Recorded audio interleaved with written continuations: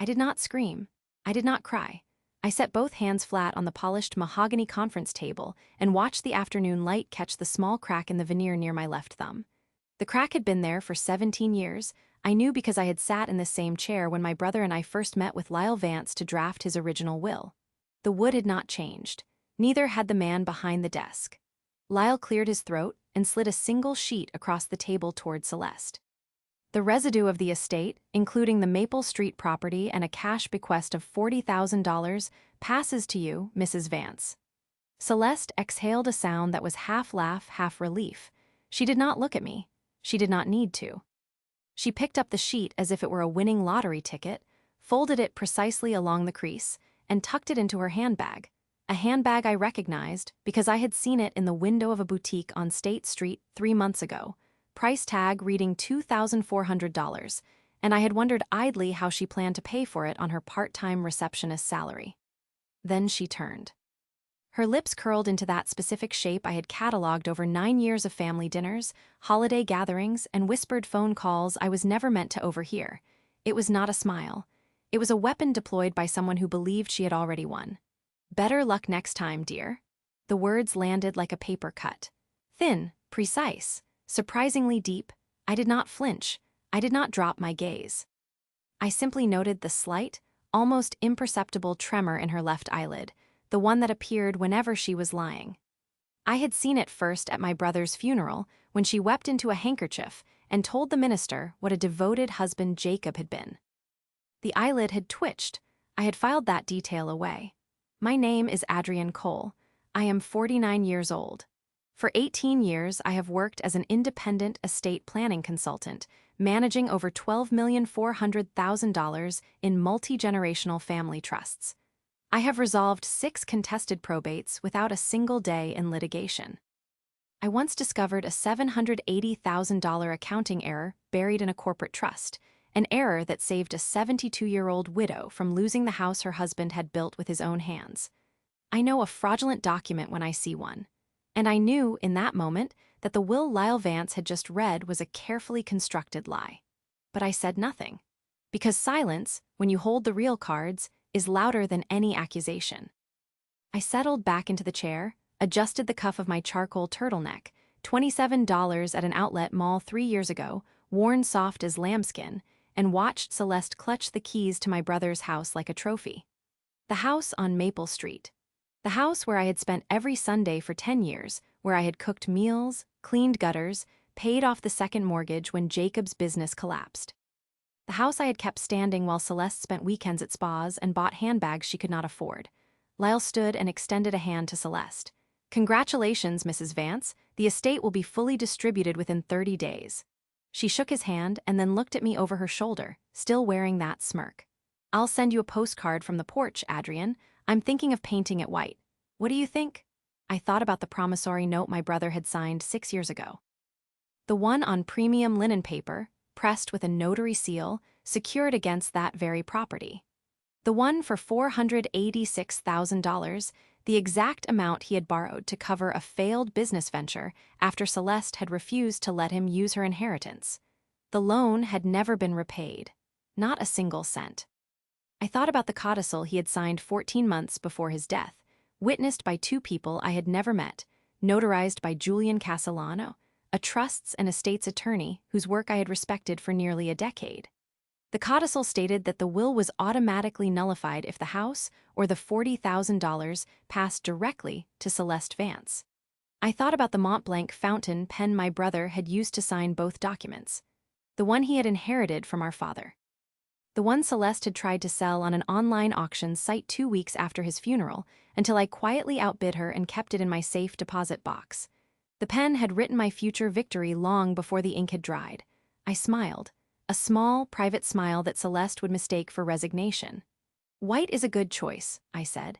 "It shows the dirt faster." She laughed, a bright, brittle sound, and swept out of the office with her keys and her handbag.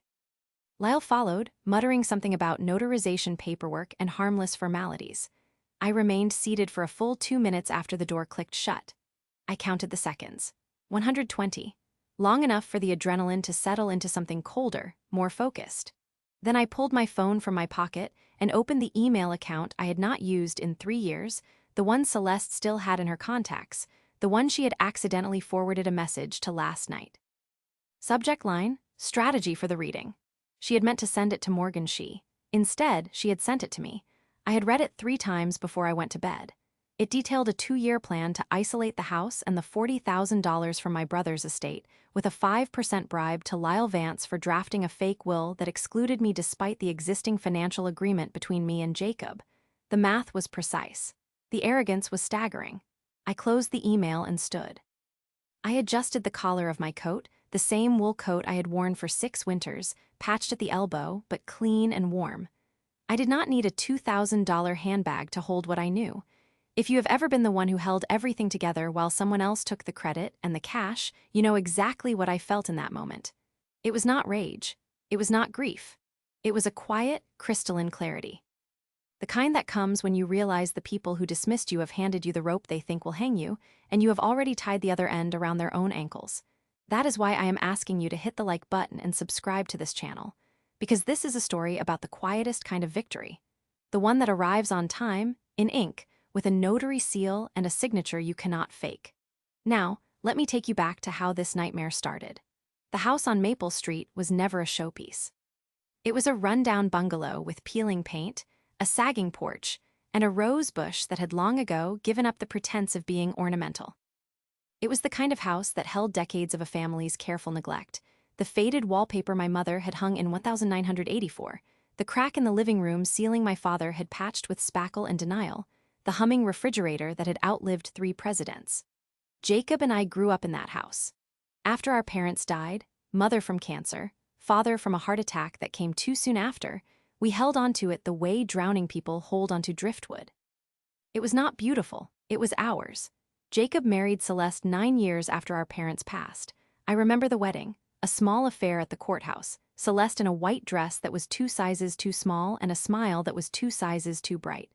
I gave them as a gift a cashier's check for $5,000, every penny I had saved from my first year of consulting, to help with the down payment on the house.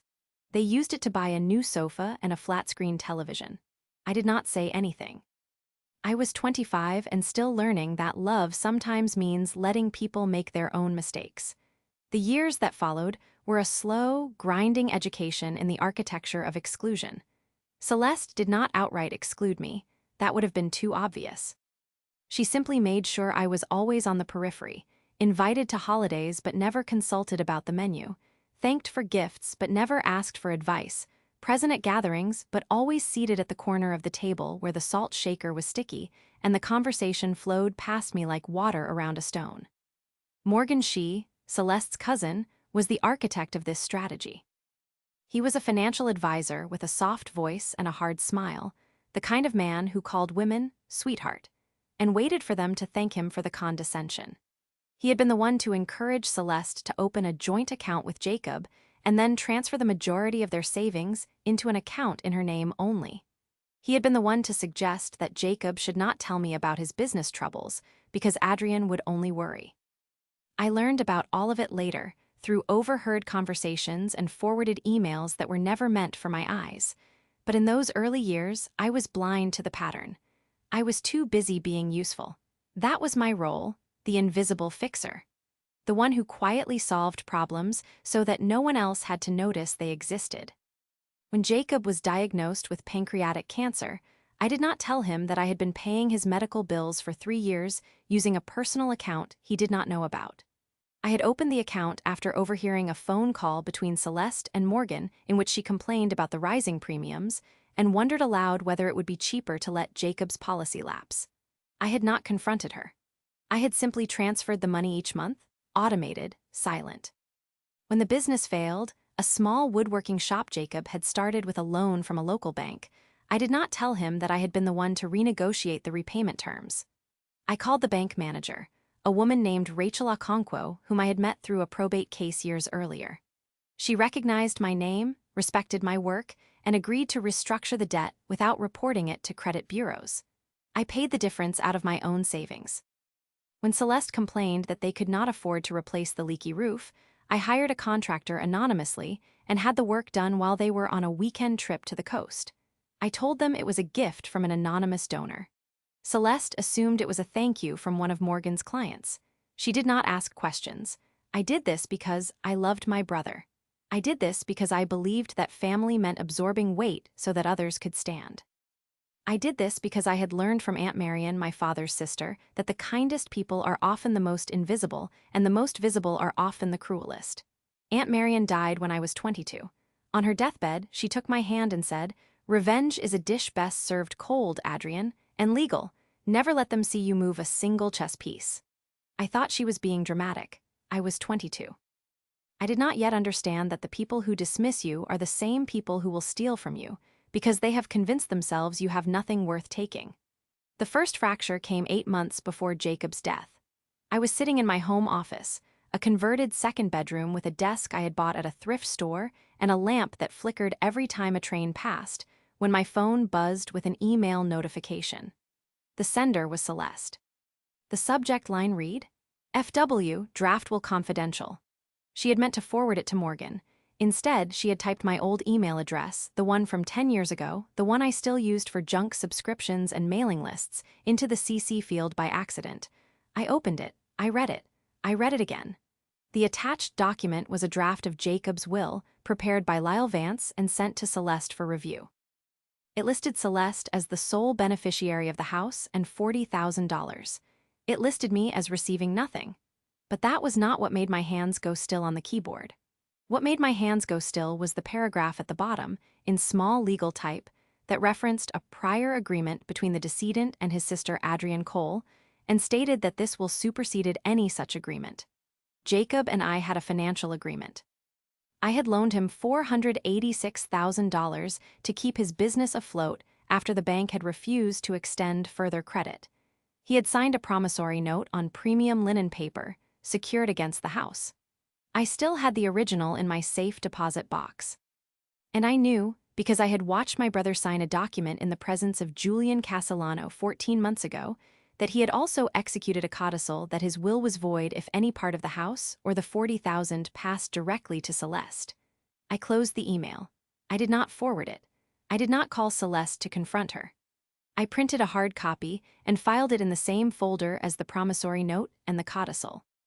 Then I made myself a cup of tea, sat on the edge of my bed, and listened to the train rattle past outside.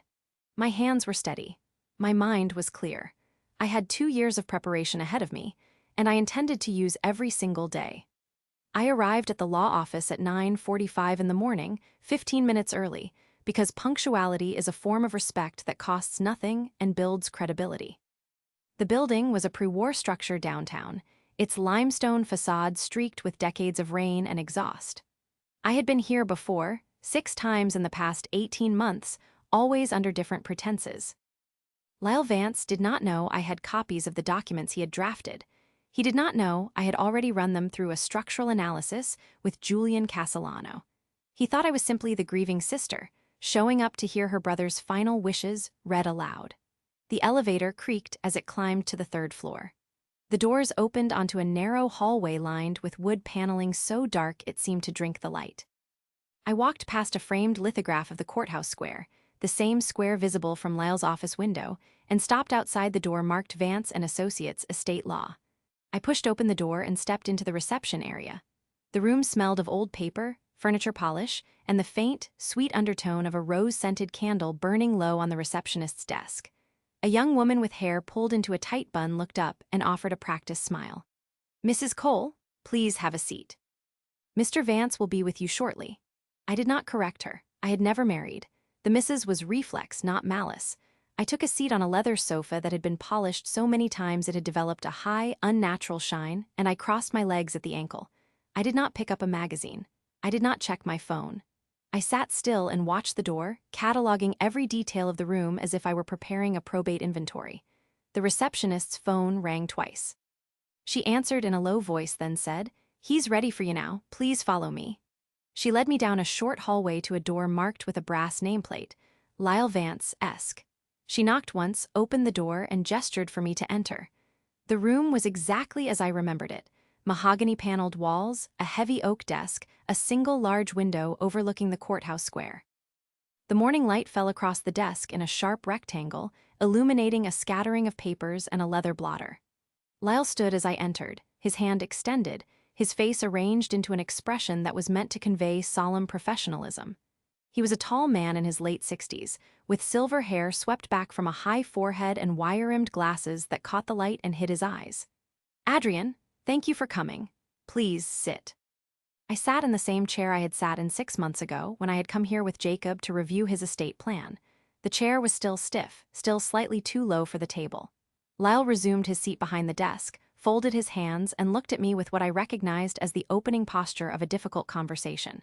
"Before we begin," he said, "I want to express my deepest sympathies. Jacob was a good man. It was an honor to serve as his attorney." "Thank you, Lyle." My voice was even. "Shall we proceed?" He nodded and opened a file folder. Inside, I could see the edge of a document, not the one I was expecting. The paper was different. The header was different. The font was different. He began to read.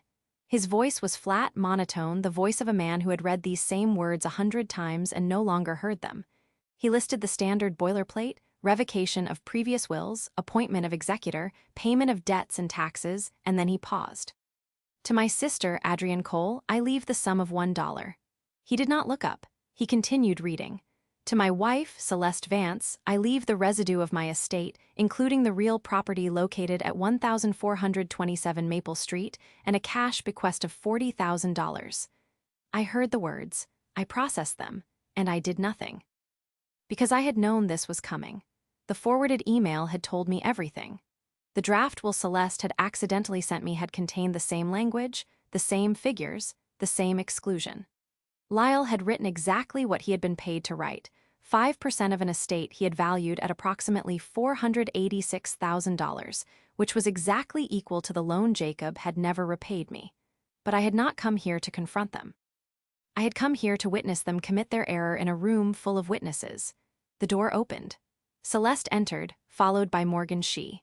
Morgan wore a tailored suit in navy blue, with a silk tie that probably cost more than my monthly rent. He smiled at me, a thin, practiced smile that did not reach his eyes, and took a seat on the leather sofa against the wall.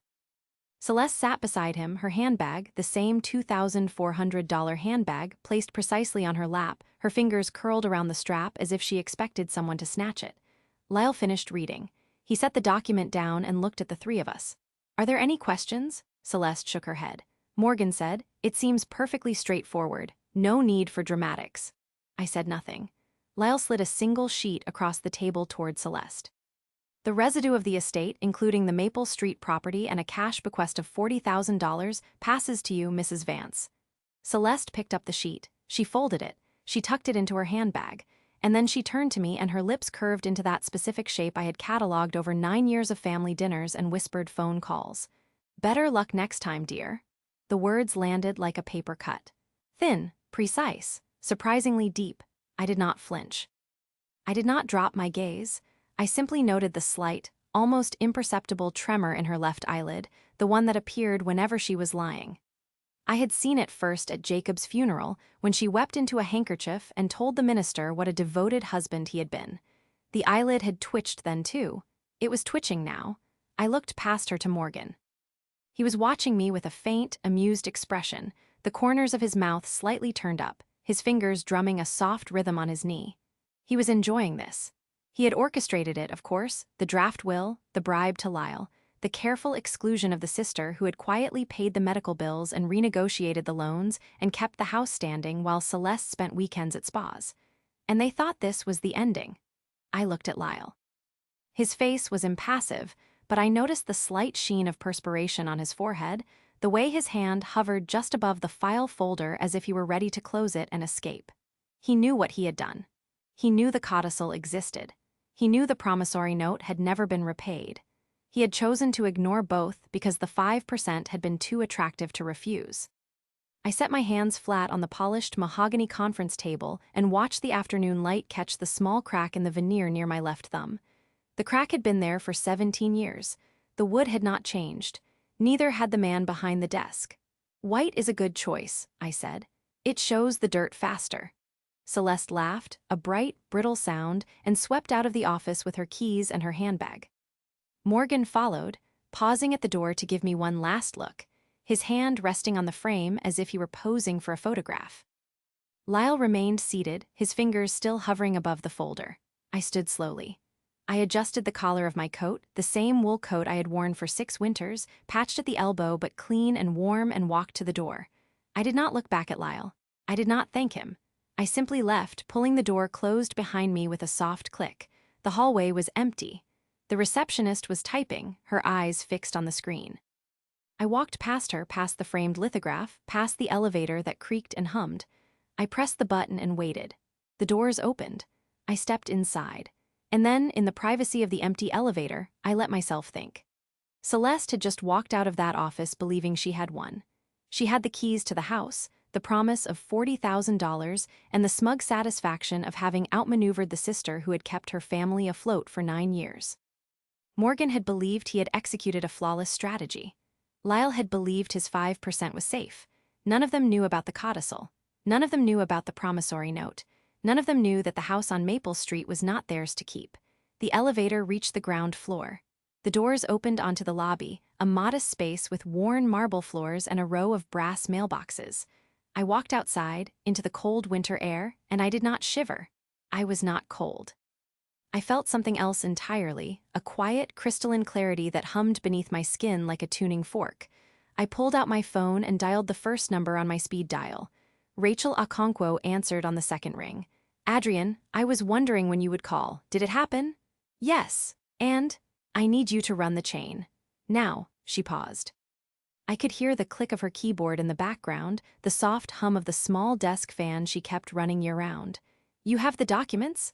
"I have the originals, the codicil, the promissory note, the security interest filed against the property, and a copy of the email chain Celeste forwarded to me by accident.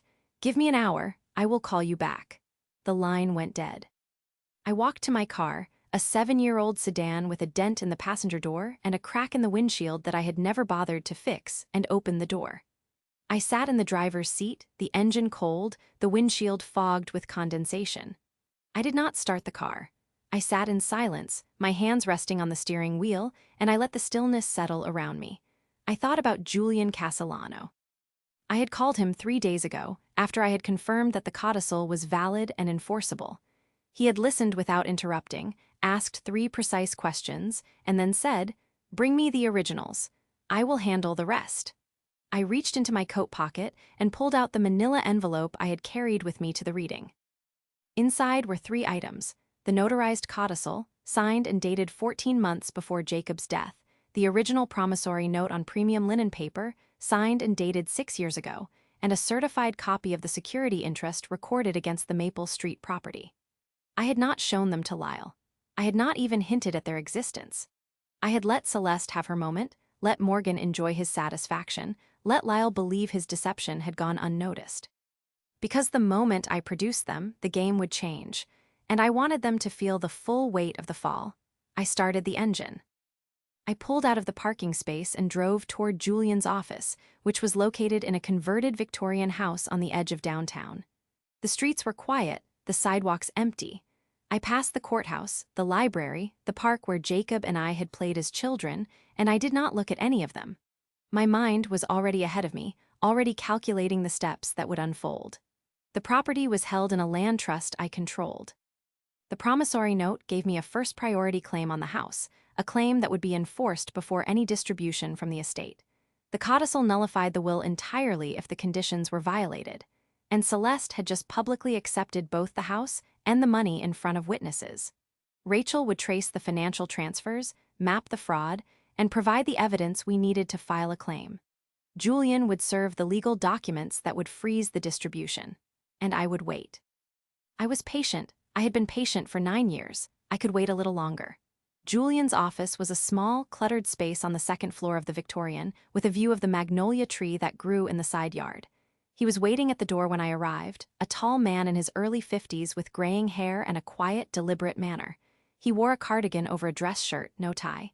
His hands were steady as he took the envelope from me. "You have the originals?" "Yes." He opened the envelope, pulled out the documents, and read them in silence. I watched his eyes move across the pages, noting each detail, the notary seal, the signatures, the dates. When he finished, he looked at me with an expression that was almost reverent. "Adrian, this is airtight. The codicil is properly witnessed and notarized. The promissory note is secured by a recorded first priority lien. The trust holds the deed. Celeste has no standing to contest any of this." "Then proceed," he nodded. "I will file the motion to stay the distribution this afternoon. By the time Lyle Vance reads it, he will know exactly what he is up against." I left Julian's office at 11:27 in the morning. The sun had broken through the clouds, casting sharp shadows across the pavement. I walked to my car, sat in the driver's seat, and pulled out my phone. There were no missed calls, no text messages. Celeste had not thought to gloat further. Morgan had not thought to check on the legal footing. They were celebrating their victory, unaware that the floor beneath them had already begun to crack. And I let them, because the longer they celebrated, the harder they would fall. The call came at 12:37 in the afternoon, while I was sitting in my car in the parking lot of a coffee shop I had never visited before. I had driven there without thinking, my hands moving the wheel through habit, my mind already 3 moves ahead. The engine was off. The windshield had begun to fog. I answered on the second ring. "Adrian." Rachel's voice was crisp without preamble. "I have the full chain. Are you sitting down?" "I am." "Good, because this is worse than we thought." I heard the click of her keyboard in the background, the same steady rhythm I had come to associate with her most intense work. Rachel Okonkwo was not a woman given to hyperbole. She had once traced a hidden asset through 17 shell corporations and a cryptocurrency wallet, and her report had been exactly 3 paragraphs long. If she said it was worse, it was worse. "Start at the beginning," I said. She took a breath. "The promissory note is valid. The security interest is recorded. The codicil is enforceable. None of that has changed. But the will Lyle Vance read today is not the only fraudulent document in play. There are at least 3 others I have found so far. 3. First, there is a quitclaim deed dated 2 weeks after Jacob's death, signed with a forged signature, transferring the property from the trust to Celeste directly. It was recorded with the county clerk's office last Monday. The signature is wrong. I compared it with Jacob's signature on the promissory note. The loop of the capital J is different. The stroke is too smooth. Forgers always overcorrect. I closed my eyes. I had not known about the quitclaim deed. Jacob had been dead for 11 months. The deed had been recorded 11 months after his death, using a signature that had been dead for nearly a year. Second, Rachel continued, there is a personal guarantee Morgan Shee drafted, purportedly signed by Jacob, promising to repay a separate debt of $120,000 to an LLC owned by Morgan's brother-in-law. The signature on that one is also forged. I cross-referenced the ink deposition with the date. The pen used is a model that was not manufactured until 6 months after Jacob died. Third, a trust amendment. Your brother's revocable living trust was amended 6 weeks before his death, removing you as successor trustee and naming Celeste as sole beneficiary. The amendment was notarized by Lyle Vance, but the notary stamp is from a commission number that expired 3 years ago. It is a forgery. I let the information settle. 3 documents, 3 forgeries, 3 separate attempts to strip me of everything Jacob had intended me to have. And at the center of all of them, Lyle Vance, Morgan Shee, and Celeste. "Do you have copies?" I asked. "I have digital copies. I have timestamped metadata. I have bank records showing the money movements." Celeste transferred $50,000 from the joint account into a private account 6 days before Jacob died. Morgan opened a new brokerage account in Jacob's name with a forged signature authorization. Lyle received a wire transfer of $24,300 from an offshore account connected to Morgan's firm exactly 14 hours after the forged will was finalized. $24,300, 5% of $486,000, the bribe I had suspected, now confirmed with a paper trail. "There is more," Rachel said, "but that is the core. Do you want to hear the rest now, or do you want me to send you the full report?" "Send me the full report." "I will review it tonight. Adrian," her voice softened just slightly, "you have enough to bury them, more than enough. You do not need to wait." "Yes, I do." I opened my eyes. "I need them to think they have one. I need them to be absolutely certain, because the moment they are certain is the moment they stop looking, and that is the moment the floor disappears beneath them." She was silent for a moment, then she said, "I will send the report. You know where to find me." The line went dead. I sat in the car for another 5 minutes, the phone resting in my lap, the fog on the windshield thickening. I did not start the engine. I did not move. I simply let the information settle into the structure I had already built in my mind, fitting each piece into its precise location like the final rows of a puzzle. The quitclaim deed. The personal guarantee. The trust amendment. 3 forgeries, each one a felony, each one carrying a potential sentence of years. And the people who had committed them were sitting somewhere, right now, celebrating their victory over lunch. I allowed myself a small, private smile. Then I started the engine and drove home. The false submission began that evening with a text message that arrived at 8:17. Celeste, you left your umbrella at the office. Do you want me to mail it? I read the message 3 times. It was not an offer of kindness. It was a taunt delivered in the guise of generosity, designed to remind me that she had access to the spaces I had been excluded from. She wanted me to know that she had walked back into Lyle's office, picked up the umbrella I had left behind, and held it in her hands. I typed a response, "No, keep it." She replied instantly, "I will. It will look lovely in the front hall." I set the phone down. I did not respond. Because every message she sent, every gloat, every casual cruelty was another piece of evidence. Not legal evidence, that was already gathered, but psychological evidence. A record of the kind of person she was, a reminder of why I was doing this. The texts continued over the next week. Tuesday, 6:43 in the evening, the painters started today.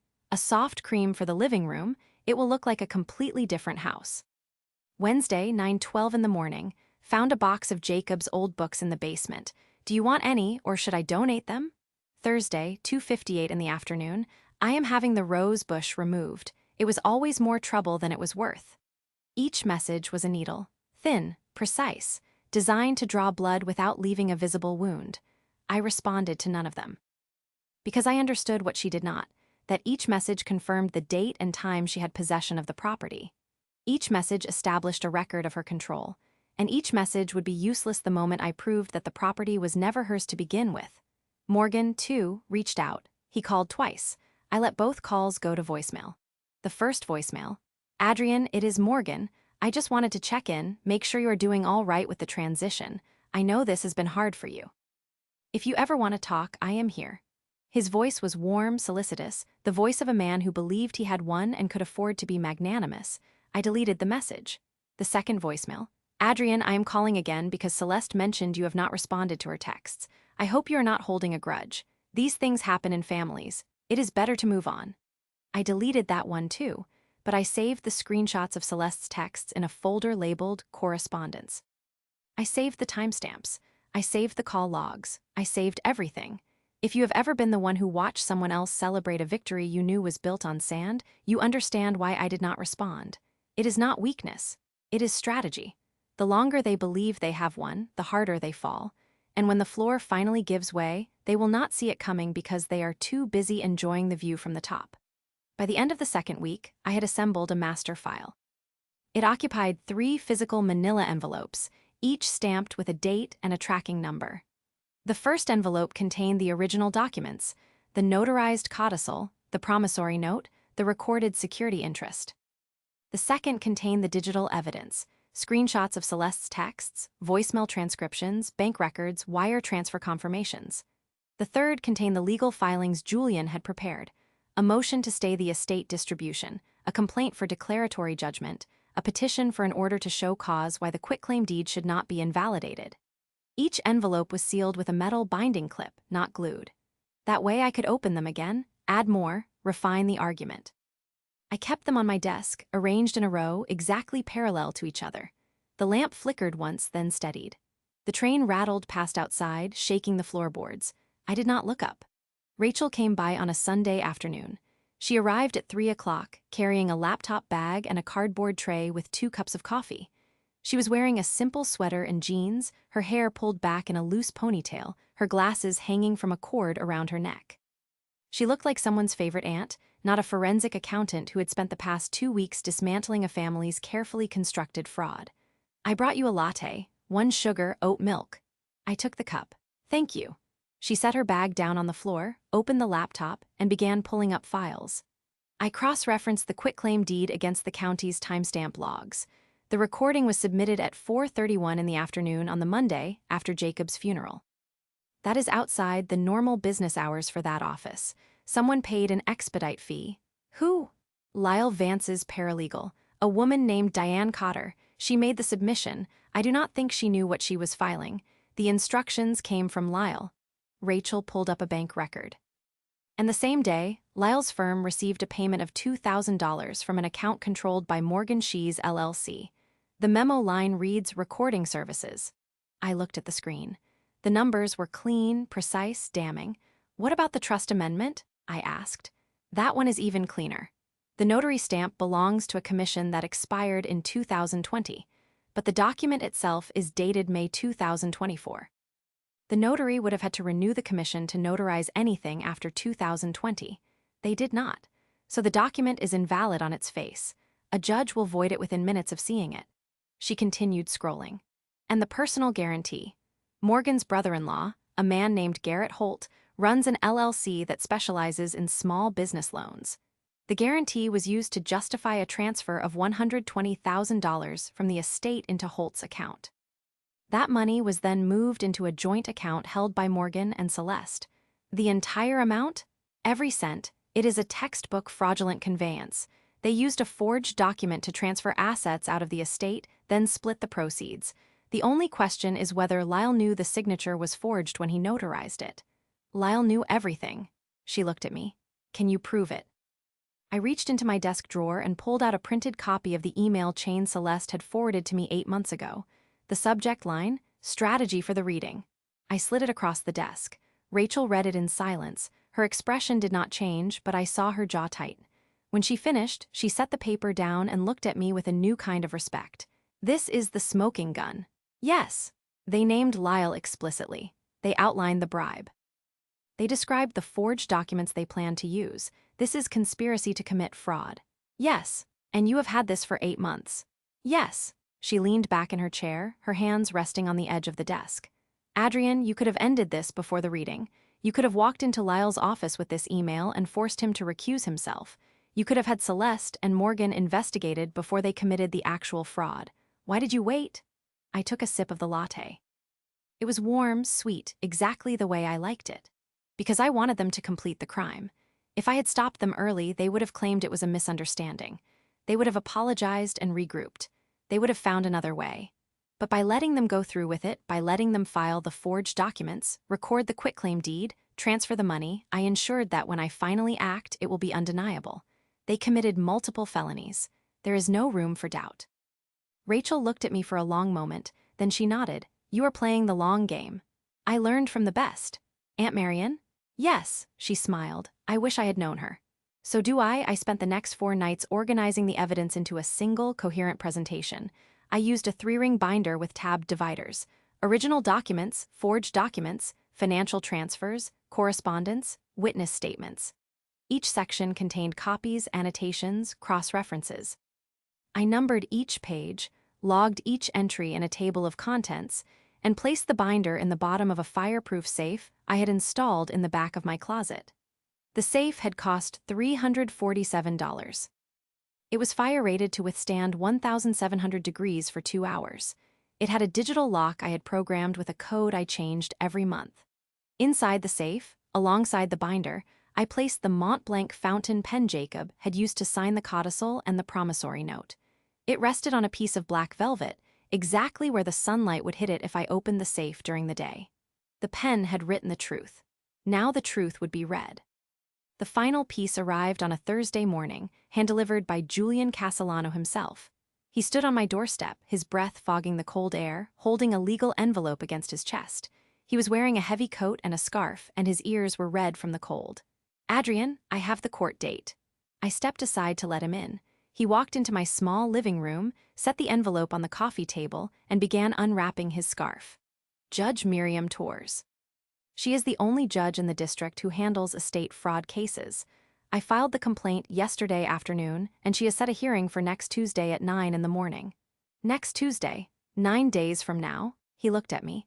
I have never seen a judge move that fast on a filing. She read the complaint and called me within 2 hours. She wants to see the original documents. She will see them. I told her we had them. She also asked about the forged trust amendment and the quitclaim deed. I gave her a preliminary summary. She is not happy, Adrian. She is not happy at all. I felt a quiet, steady pulse of satisfaction. not joy, not triumph, just the confirmation that the mechanism I had built was about to engage. Good.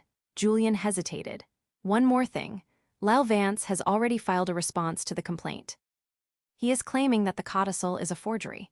He is saying that Jacob signed it under duress, that you coerced him into executing it. He is trying to discredit you. He is bluffing. I know, but he will try to paint you as the villain in the courtroom.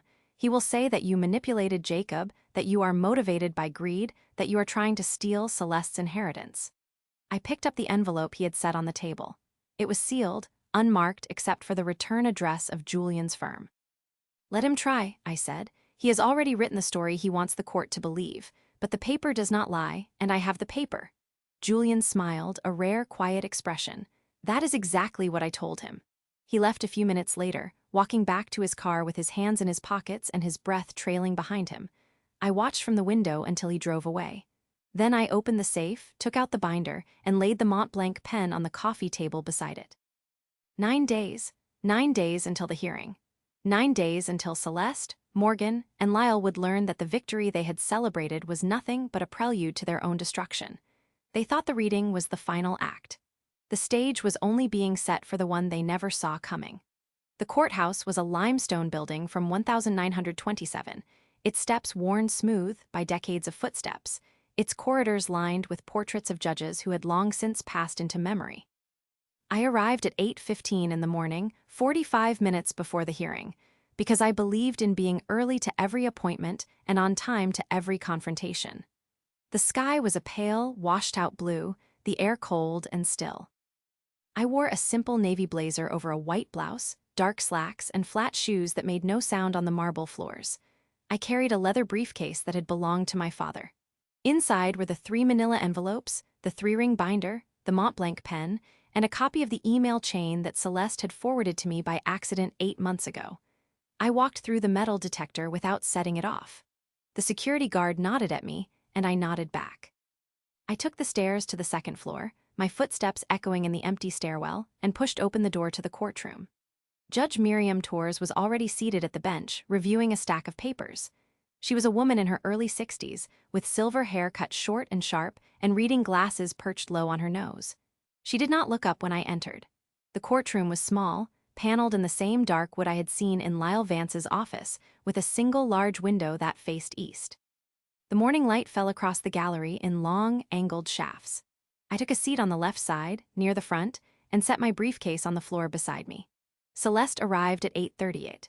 She walked in with Morgan close behind, both of them dressed in clothes that were clearly chosen to project wealth and credibility. Celeste wore a fitted black dress with a pearl necklace, the same pearls Jacob had given her on their 5th anniversary, the ones she had told me she would sell if she ever needed cash. Morgan wore a charcoal suit with a burgundy tie, his hair slicked back, his jaw set in an expression of practiced confidence. They did not see me at first. Celeste was talking to Morgan in a low voice, her hand resting on his arm, her laugh carrying across the empty gallery. Then she turned, and her eyes met mine. The smile did not fade. If anything, it widened. "Adrian, I was wondering if you would show up." I did not answer. I simply looked at her, my hands folded in my lap, my expression neutral. She walked past me and took a seat on the right side of the gallery. Morgan sat beside her. Lyle Vance arrived a minute later, carrying a leather briefcase that matched the one I had seen in his office. He did not look at me. He walked directly to the front of the courtroom and placed his briefcase on the table assigned to the respondent. At exactly 9 o'clock, Judge Torres set down her papers and looked up. "We are here for the matter of In re Estate of Jacob Cole, case number 24-761. Counsel, please identify yourselves for the record." Julian Castellano stood. "Julian Castellano for the petitioner, Adrian Cole." Lyle Vance stood. "Lyle Vance for the respondent, Celeste Vance." Judge Torres nodded. "I have reviewed the filings. Mr. Castellano, you have alleged that the will read on December 3rd is invalid due to a prior codicil executed by the decedent, and that the estate's assets are subject to a secured promissory note held by the petitioner. Mr. Vance, you have responded by alleging that the codicil was executed under duress and that the promissory note is unenforceable. Is that correct?" Lyle cleared his throat. "Correct, Your Honor." "And you, Mr. Castellano?" "Correct, Your Honor." Judge Torres leaned back in her chair. "Very well, Mr. Vance, you may present your case first." Lyle stood and walked to the center of the courtroom. He adjusted his glasses, looked at the bench, and began to speak in a voice that was smooth, practiced, carefully modulated. Your Honor, the respondent, Celeste Vance, is the lawful widow of Jacob Cole. The decedent and his wife shared a marriage of 9 years. During that time, Mrs. Vance was a devoted partner, supporting her husband through his illness and the difficulties of his business. The petitioner, Adrienne Cole, is the decedent's sister. She has no spousal claim to the estate, and yet she now appears before this court with a document that she claims invalidates the decedent's final will. He paused, letting the words settle. This document, a purported codicil, was signed 14 months before Mr. Cole's death. The respondent submits that this codicil was executed under duress. Mr. Cole was undergoing chemotherapy at the time. He was weakened, vulnerable, and susceptible to influence.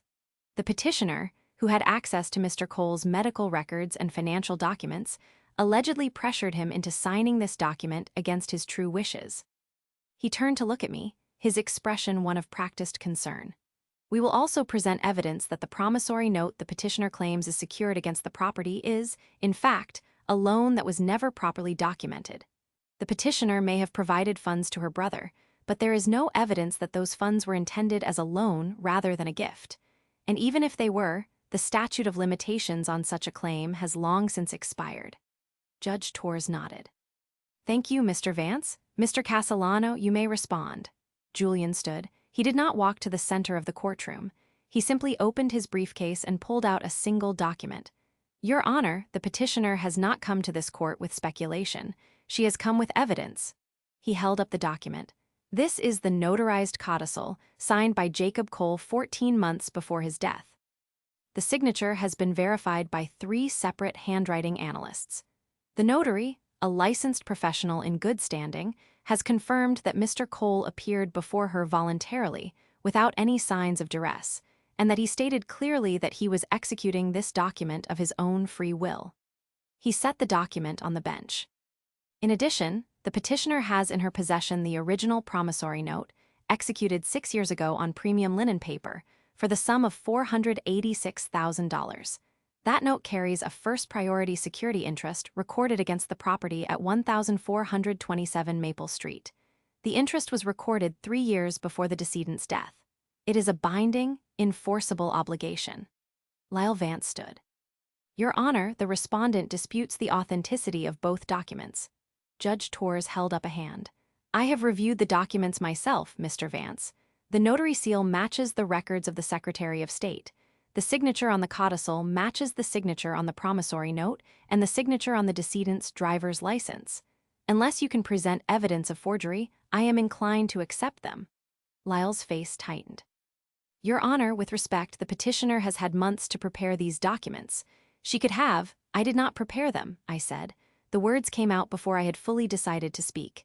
Every head in the courtroom turned to face me. Judge Torres raised an eyebrow. Mrs. Cole, I stood. I did not walk to the center of the room. I simply opened my briefcase and pulled out the 3rd envelope. Your Honor, I have not only the codicil and the promissory note. I also have an email chain that was sent to me by accident 8 months ago. The sender was Celeste Vance. The intended recipient was Morgan Shee. The subject line reads, and I quote, "Strategy for the reading." Celeste's face went still. The eyelid began to twitch. I continued. In that email chain, Mrs. Vance and Mr. Shee outline a 2-year plan to isolate the house and the $40,000 from my brother's estate. They discuss bribing Lyle Vance with 5% of the estate's value, a sum of $24,300, to draft a will that excludes me, despite the existence of a valid promissory note and a binding codicil. I pulled the printed email chain from the envelope and held it up. The email chain includes timestamps, metadata, and a complete transcript of the conversation. It names Lyle Vance explicitly. It describes the forged documents they plan to use. And it proves beyond any doubt that the will read on December 3rd was not my brother's final wish. It was a fraud designed to steal what was rightfully mine. The courtroom was silent. I could hear the ticking of the clock on the wall, the soft hum of the fluorescent lights, the sound of Celeste's breathing, which had become shallow and uneven. Morgan Shee stood. Your Honor, this is outrageous. The petitioner is clearly, sit down, Mr. Shee. Judge Torres' voice was sharp. You will speak when I ask you to. Morgan sat, His face was red, his jaw tight. Judge Torres looked at me. "Mrs. Cole, may I see the document?" I walked to the bench and handed her the envelope. She opened it, pulled out the printed email chain, and read it in silence. Her expression did not change, but I saw her hand tighten slightly on the edge of the page. When she finished, she set the document down and looked at Lyle Vance. "Mr. Vance, did you receive a payment of $24,300 from an entity controlled by Morgan Shee?" Lyle's face had gone pale. He opened his mouth and closed it. He looked at Celeste. He looked at Morgan. He looked at the judge. "Your Honor, I can explain. Did you receive the payment?" A long pause. Then, very quietly, "Yes." "And did you prepare a will that excluded the petitioner, despite knowing about the codicil and the promissory note?" Another pause. Lyle's hands were trembling. He set them on the table, but they continued to tremble. "Your Honor, I was acting on the instructions of my client. Mrs. Vance assured me that the codicil was invalid, that the promissory note was a gift, and that she lied." The words came from Celeste. She was standing now, her face flushed, her voice shaking. "I did not lie. I did not. I never." She stopped. She looked at me, and her eyes were filled with something I had not seen before, fear. "You did this," she said. "You planned this. You let me believe I had one, and you were waiting the whole time to destroy me." I did not respond. I simply looked at her, my face calm, my hands steady. "I did not take anything, Celeste. I simply stopped protecting you from the consequences of your own actions." Judge Torres stood. "This court finds that the will presented by the respondent is invalid. The codicil executed by Jacob Cole 14 months before his death is hereby declared binding. The promissory note for $486,000, secured against the property at 1427 Maple Street, is enforceable. The estate is ordered to be distributed in accordance with the codicil, and all assets currently held by Celeste Vance in connection with the estate are to be frozen immediately." She looked at Lyle Vance. "Mr. Vance, your conduct in this matter is a matter of grave concern. This court will refer the evidence to the State Bar Association for investigation. You are advised to secure legal counsel of your own." Lyle did not respond. He sat down heavily in his chair, his hands still trembling, his face the color of ash. Morgan Shee stood. "Your Honor, I had nothing to do with." "Sit down, Mr. Shee." Judge Torres' voice was flat. "You will have your day in court, but it will not be today." She turned to me. "Mrs. Cole, you are entitled to immediate possession of the property and the full enforcement of the promissory note. Mr. Castellano will prepare the necessary orders. This hearing is adjourned." She struck the gavel. Sound echoed through the small courtroom. The fallout was immediate and predictable. Celeste's bank accounts were frozen within hours. The luxury handbags she had purchased with Jacob's money were repossessed. The keys to the Maple Street house were returned to me, not by Celeste herself, but by a courier who arrived at my door at 6 in the evening, holding a manila envelope with a single key inside. Celeste called me 7 times that night. I let each call go to voicemail. The first message: "Adrian, please. We can work this out. I will give you the house. Just call me." The second: "Adrian, you are ruining my life. Is that what you want, to see me destitute?" The third: "Please, I am begging you."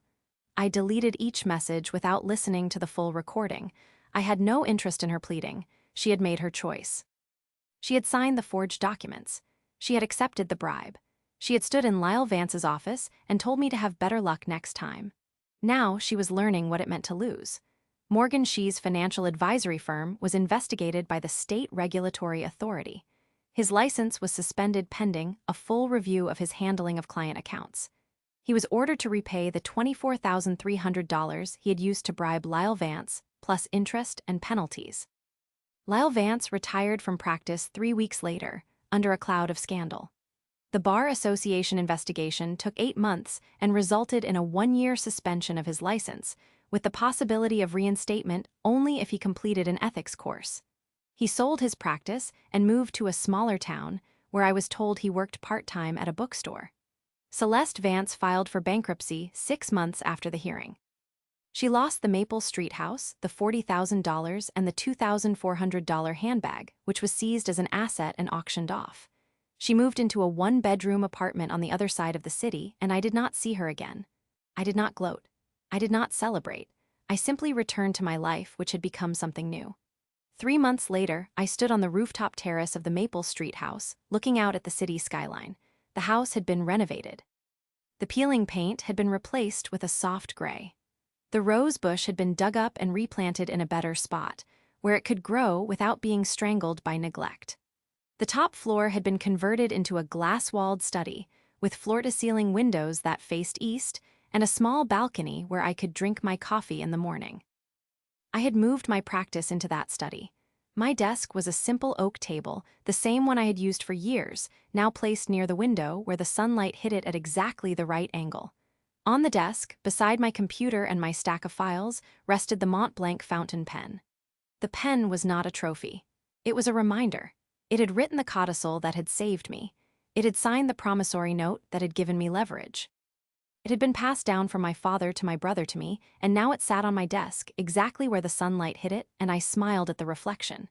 I had learned 5 things from this experience.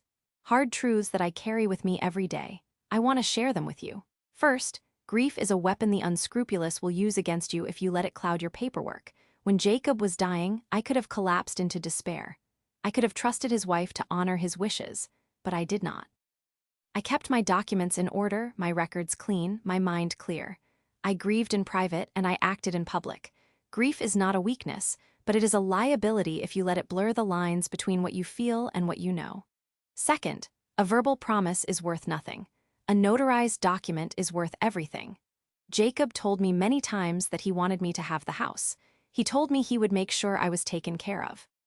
But if he had not put those words on paper with witnesses and a notary, they would have died with him. The moment you rely on someone else's promise, you are at their mercy. The moment you have it in writing, you hold the power. Third, the person who smirks first is the one who hasn't read the fine print. Celeste believed she had won because she had the keys and the cash and the confidence. She did not know about the codicil. She did not know about the promissory note. She had not read the fine print because she assumed it did not matter. The people who underestimate the details are the people who lose everything to them. Fourth, never let them know you have a plan until the trap is already closed. I could have confronted Celeste the moment I received the email chain. I could have walked into Lyle Vance's office and demanded an explanation. But if I had, they would have had time to regroup, to destroy evidence, to rewrite the narrative. I let them believe they had won because that belief was the rope they used to hang themselves. Fifth, legal revenge is not about hurting them. It is about letting their own greed write their downfall. I did not take anything from Celeste that was not already mine. I did not lie, cheat, or steal. I simply stopped protecting her from the consequences of her own choices. The fraud was hers. The forgery was hers. The bribery was hers.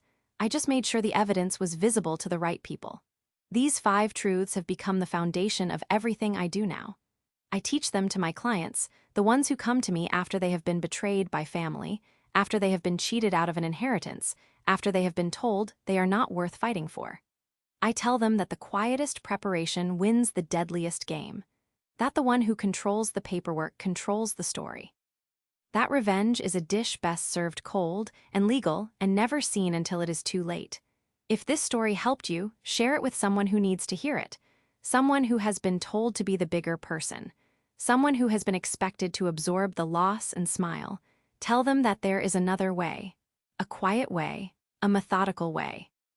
A way that does not require screaming or crying or begging. It only requires patience, precision, and paper. Keep your boundaries strong. Guard your peace, and I will see you in the next.